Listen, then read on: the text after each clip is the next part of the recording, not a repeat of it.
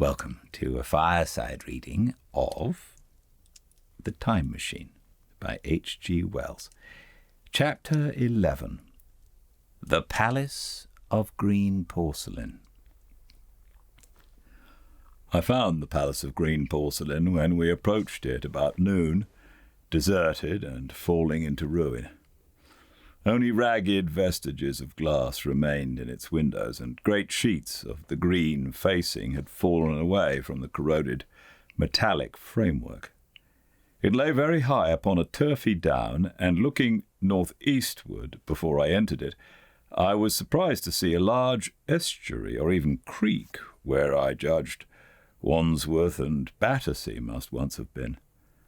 I thought then, though I never followed up the thought, of what might have happened, or might be happening, to the living things in the sea. The material of the palace proved on examination to be indeed porcelain, and along the face of it I saw an inscription of some unknown character.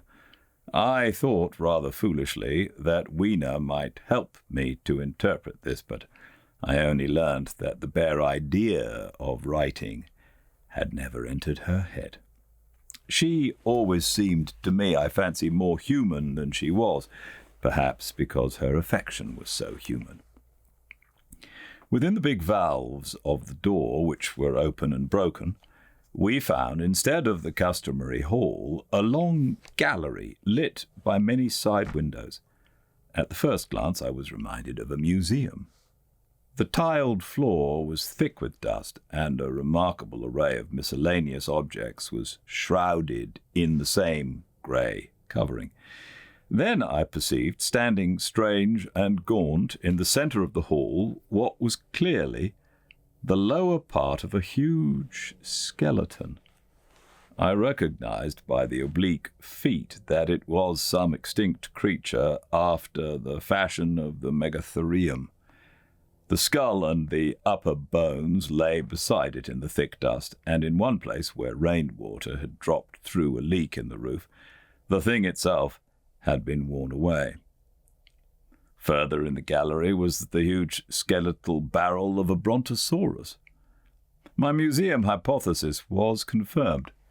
Going towards the side, I found what appeared to be sloping shelves, and clearly clearing away the thick dust, I found the old familiar glass cases of our own time, but they must have been airtight to judge from the fair preservation of some of their contents. Clearly we stood among the ruins of some latter-day South Kensington. Here, apparently, was the paleontological section, and a very splendid array of fossils it must have been, though the inevitable process of decay that had been staved off for a time, and had, through the extinction of bacteria and fungi, lost 99/100ths of its force, was nevertheless with extreme sureness, if with extreme slowness, at work again upon all its treasures. Here and there I found traces of the little people in the shape of rare fossils broken to pieces or threaded in strings upon reeds, and the cases had in some instances been bodily removed by the Morlocks, as I judged. The place was very silent. The thick dust deadened our footsteps. Weena, who had been rolling a sea urchin down the sloping glass of a case, presently came as I stared about me, and very quietly took my hand and stood beside me. And at first I was so much surprised by this ancient monument of an intellectual age that I gave no thought to the possibilities it presented. Even my preoccupation about the time machine receded a little from my mind.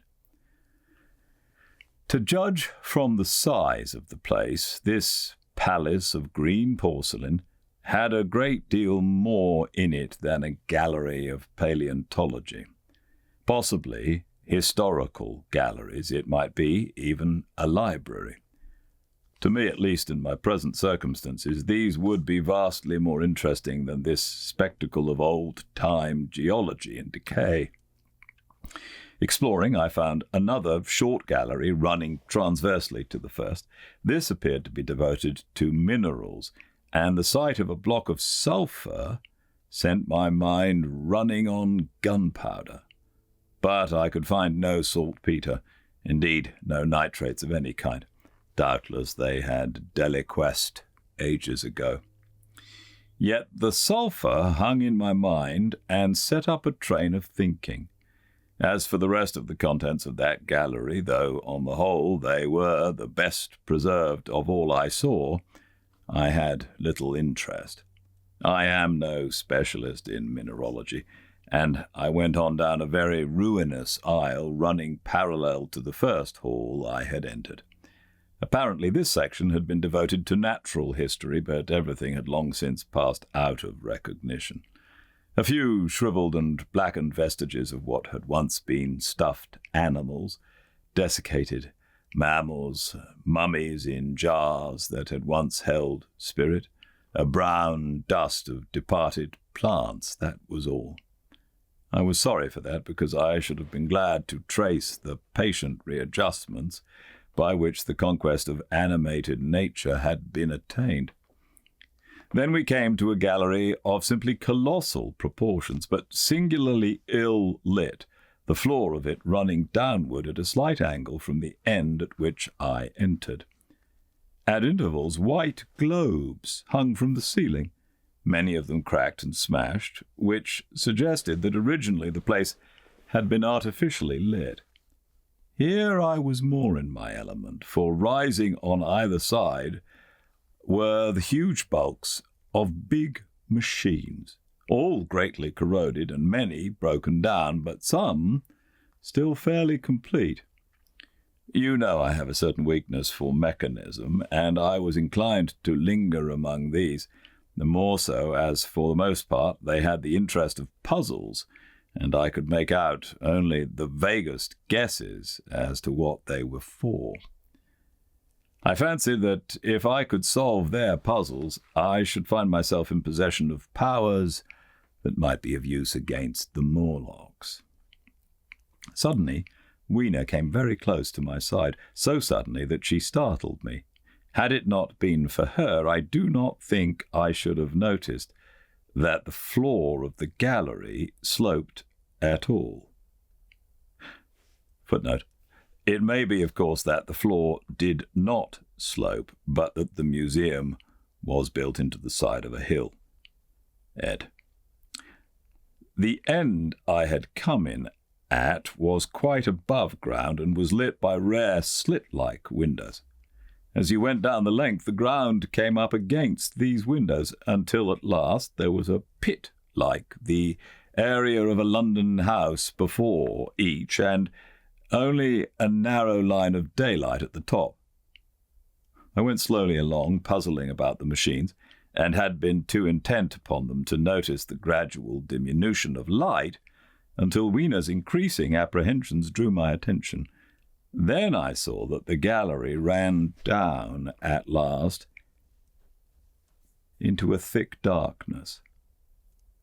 I hesitated, and then as I looked round me, I saw that the dust was less abundant, and its surface less even.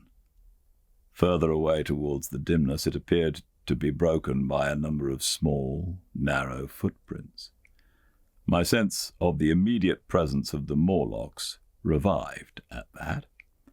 I felt that I was wasting my time in the academic examination of machinery.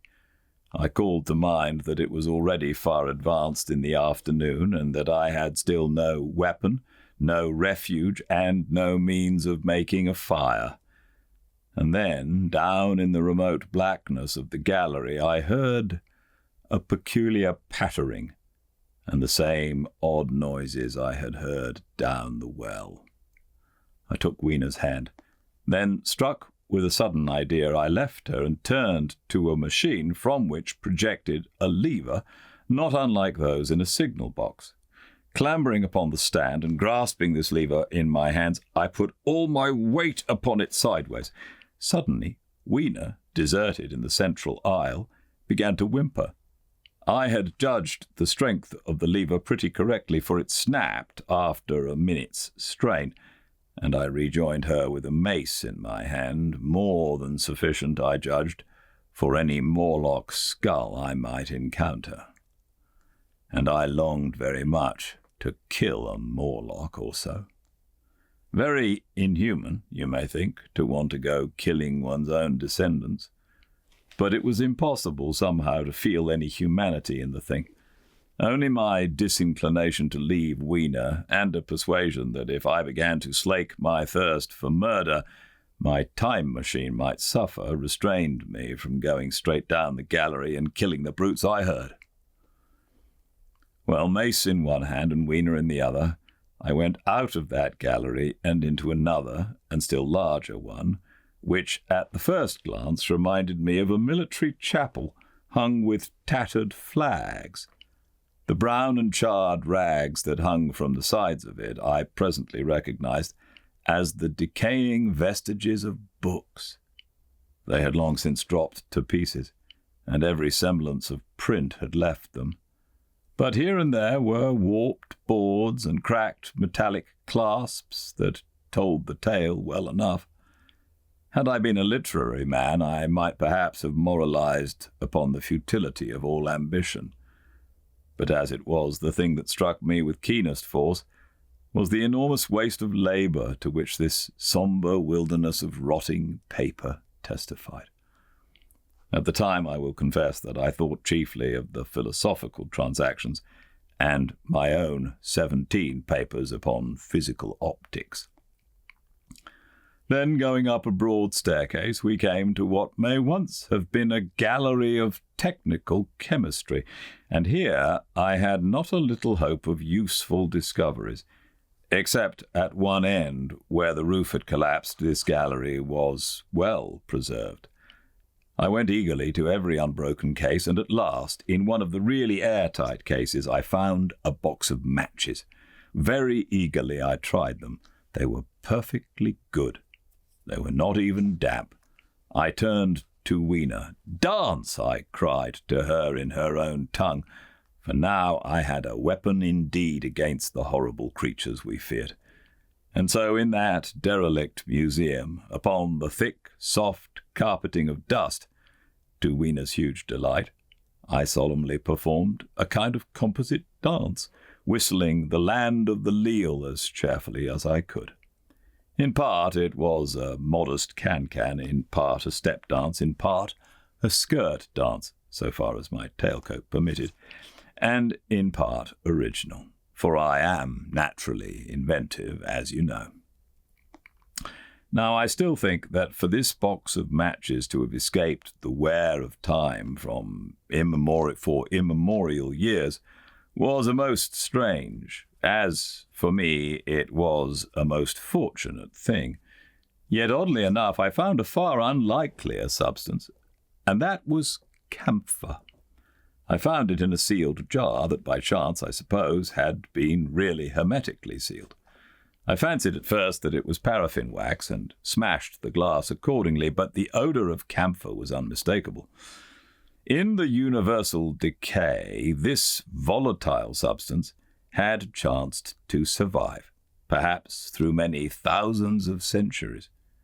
It reminded me of a sepia painting I had once seen done from the ink of a fossil belemnite that must have perished and become fossilized millions of years ago. I was about to throw it away, but I remembered that it was inflammable and burned with a good bright flame, was, in fact, an excellent candle, and I put it in my pocket.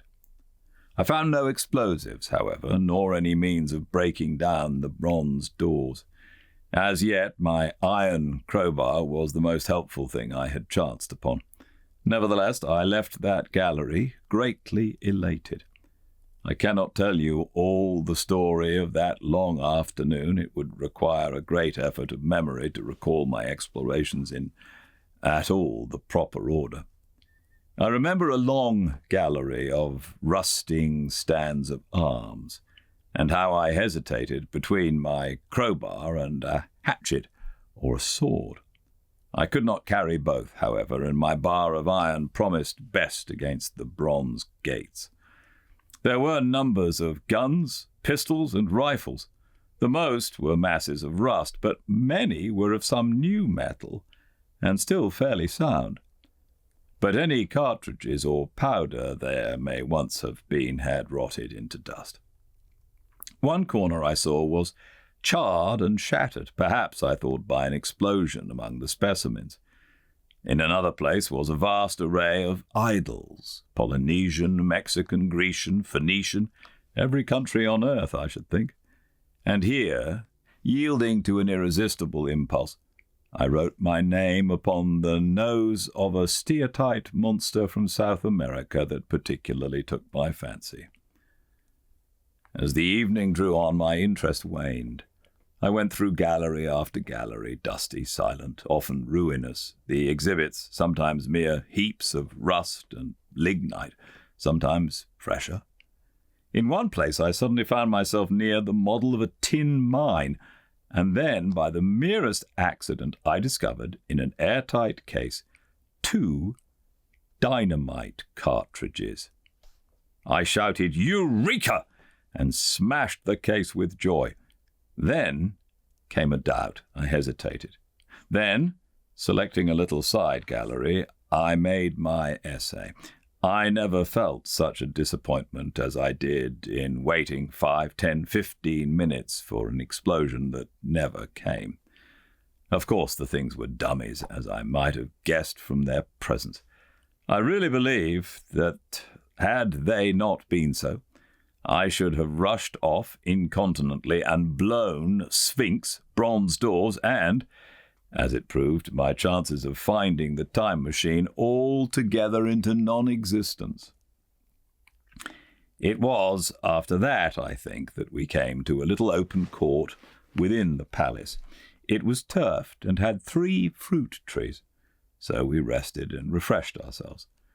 Towards sunset, I began to consider our position. Night was creeping upon us, and my inaccessible hiding place still had to be found. But that troubled me very little now. I had in my possession the thing that was perhaps the best of all defences against the Morlocks. I had matches.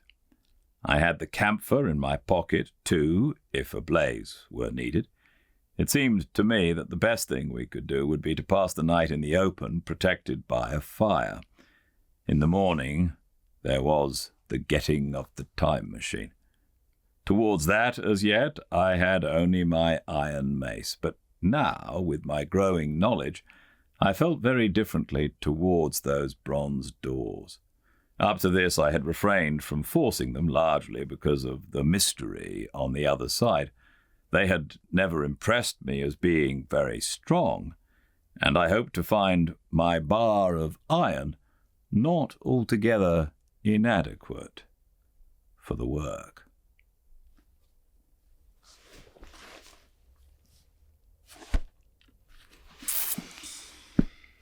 Thank you all for joining me. We will read tomorrow, and for the rest of the week, everything is looking clear. So we'll read for the rest of the week and then take the weekend off. So until tomorrow, same time and place, 5 Pacific at Fireside Reading on Instagram. I do hope you all stay very well. Goodbye.